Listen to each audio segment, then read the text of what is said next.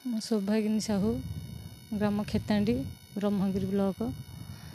12/2/2019 ଥାନାରେ କେସ୍ ଦେଇଥିଲି ମୋ ସ୍ୱାମୀଙ୍କ ନାଁରେ।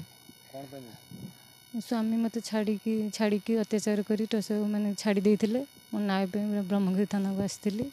ବ୍ରହ୍ମଗିରି ଥାନା ମୋ କଥା ନ ବୁଝିବାରୁ ମୁଁ ପୁରୀ ଏସ୍ପିଙ୍କ ପାଖକୁ ଯାଇଥିଲି, ଆଡ଼ିସନାଲ୍ ଏସ୍ପିଙ୍କି 12/2/2019 କେସ୍ ଦେଇଥିଲି। ଏସ୍ପି ଅର୍ଡ଼ର କଲା ପରେ ଥାନା ଯାଇକି କହିଲେ ଭଦ୍ରଲୋକ ଡାକି କଥା ନିଷ୍ପତ୍ତି କରିବି ବୋଲି, ନିଷ୍ପତ୍ତି ନ କରିକିରି ମୋତେ ନ୍ୟାୟ ନ ଦେଇକି କେସ୍ ମୋର ଇଏ କରିଛନ୍ତି। କୋର୍ଟରୁ ମୋତେ ନୋଟିସ୍ ଆସିଲା ପରେ ମୁଁ ଜାଣିଲି ଯେ ମୋ କେସ୍ କ୍ଲୋଜ୍ କରିଦେଇଛନ୍ତି ଭଦ୍ରଲୋକ ବସିକରି।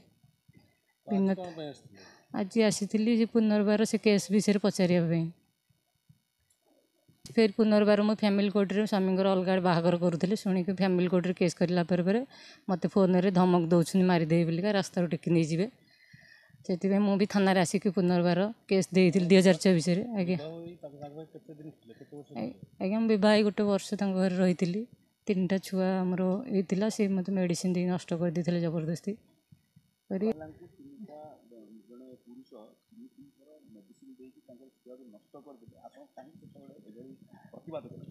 ଆଜ୍ଞା ପ୍ରତିବାଦ କଲେନି। ମଝିଆ ଭାଇ ତାଙ୍କର ଥିଲେ, ବାହାଘର ହେଇନଥିଲା, ସେଥିପାଇଁ ସେ ଛୁଆ ପିଲା ରଖିବାକୁ ନାହିଁ କରୁଥିଲା। ନ ରଖି ମୋତେ ଜବରଦସ୍ତି ମେଡ଼ିସିନ୍ ଦେଇ ଛୁଆ ନଷ୍ଟ କରିଦେଉଥିଲେ। ମୁଁ ମୋ ଭାଇର ଶଳାକୁ ବିବାହ କରିଥିଲି ଆଜ୍ଞା। ପାଇକସାହି, ସେଇଟା ପଣସପଦା ପଞ୍ଚାୟତ, କୁଷ୍ଠମସାର ବ୍ଲକରେ, ବିଭୁ ପ୍ରସାଦ ଦଳେଇ। ଆଜ୍ଞା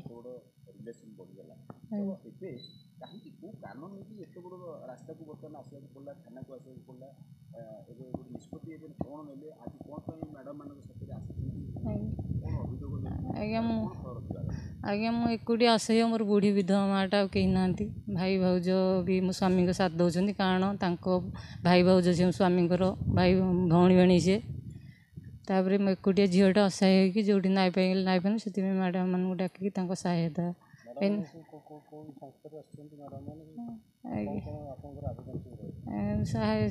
ତଦନ୍ତ କରି ମାନବ ଅଧିକାର ଦେବା ପାଇଁ ମୁଁ ତାଙ୍କ ସହାୟତା ଭିକ୍ଷା କରୁଛି।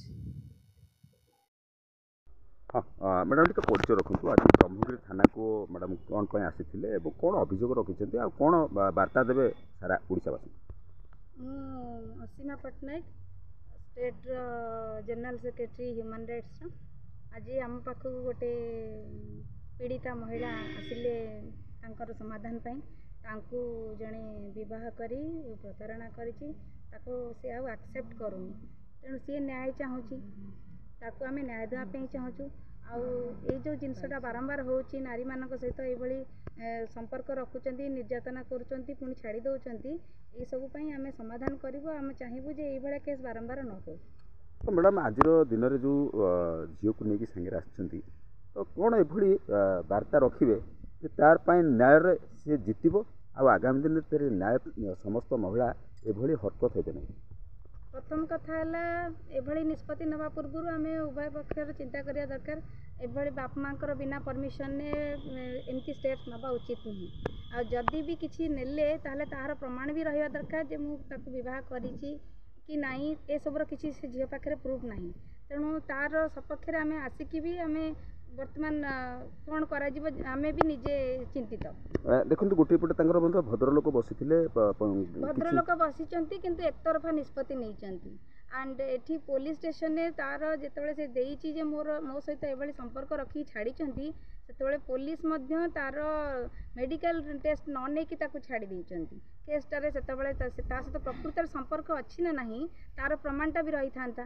ସେଇଟା ଯେହେତୁ ରଖିନାହାନ୍ତି, ତାଦ୍ୱାରା ପୋଲିସ୍ ପ୍ରତି ବି ପୋଲିସର କାର୍ଯ୍ୟାନୁଷ୍ଠାନ ଠିକ୍ସେ ହେଇନି ବୋଲି ଆମେ ବି ସେଥିପାଇଁ ପ୍ରତିବାଦ କରୁଛୁ। ଏବେ ମ୍ୟାଡ଼ାମ୍ କ'ଣ ଭାବୁଛନ୍ତି ଆଗାମୀ ଦିନରେ ସେ ଝିଅଟି ନ୍ୟାୟ ପାଇବ? ହଁ, ନିଶ୍ଚିତ ଭାବରେ ପାଇବା ତ ଉଚିତ। ଆମେ ତ ଚାହୁଁଛୁ ତାକୁ ନ୍ୟାୟ ମିଳୁ, କାରଣ ଏଇଟା ଗୋଟେ ଝିଅର ଜୀବନ କଥା, ଗୋଟେ ସେ ତାର ଭବିଷ୍ୟତ କଥା। ଆମେ ଚାହିଁବୁ ଯେ ଏହାର ସୁନ୍ଦର ଭାବରେ ସମାଧାନ ହେଇଯାଉ, ଶାନ୍ତି ଭାବରେ ସମାଧାନ ହେଇଯାଉ। ଦୁଇ ପରିବାର ତାକୁ ଆପୋଷ ଆଲୋଚନା କରି ସମାଧାନ କରନ୍ତୁ। ଆଉ ଆଜି ଆମକୁ ଡାକିଛନ୍ତି ବି, ସେଥିପାଇଁ ଆମେ ଶାନ୍ତିର ସହିତ ସମାଧାନ କରୁ ବୋଲି। ଓକେ।